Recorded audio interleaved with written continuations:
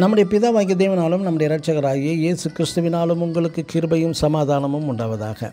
கிறிஸ்து இயேசுவுக்குள் அன்பான சகோதர சகோதரிகளை, இன்று நாம் தியானத்துக்கு எடுத்துக்கொள்ள இருக்கிறதான வேத வசனம் லூக்கா எழுதின சுவிசேஷம் 19ஆம் அதிகாரம் 30ஆம் வசனம். மனுஷரில் ஒருவரும் ஒரு காலும் ஏறியராத கழுதை குட்டி. ஆமேன்.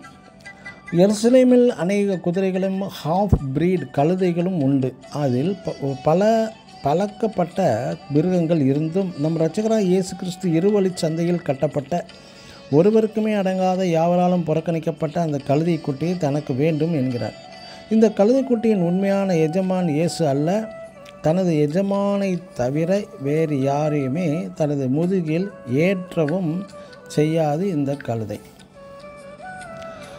மற்றும் இது யாருக்குமே ஒரு அடங்காத ஒரு கழுதை. இயேசு இந்த கழுதையின் மேல் கரிசனை அன்பு கொண்டிருந்தார் என்று நாம் பார்க்கிறோம். இக்கழுதை குட்டி கட்டப்பட்டிருந்த இடம் இரு வழி சாலையில் என்பது இரு வழி என்பது நல்ல வழி கெட்ட வழி. இந்த கழுதை யாருக்குமே அடங்காதனால் நல்ல வழி எது என்றும் தெரியாமல் நின்று கொண்டிருந்திருக்கலாம். இயேசு சீசர்களை அனுப்பி அக்கழுதை குட்டியை அவிழ்த்து அடக்கி பயிற்சிகள் அளித்து அதன் பின் கொண்டு வாருங்கள் என்று சொல்லவில்லை. அக்கழுதை எந்த நிலவரத்தில் இருக்கிறதோ அதே நிலவரத்தில் அவிழ்த்து கொண்டு வரப்படுகிறது.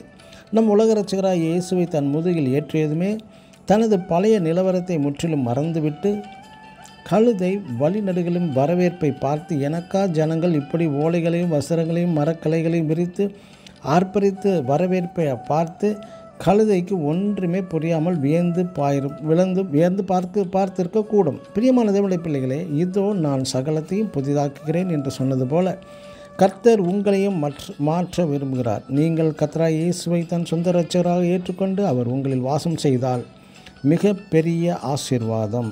நாம் அறிக்கை செய்வது என்ன? நான் யாவருக்குமே பிடிக்காத ஒரு அடங்கா பிடாரியாக ஒரு நபர் என்பதை உங்கள் வாயினால் அறிக்கை செய்தால் ஒரு மிக பெரிய ஆசீர்வாதம் நமக்கு உண்டு. ஆமேன். God bless you.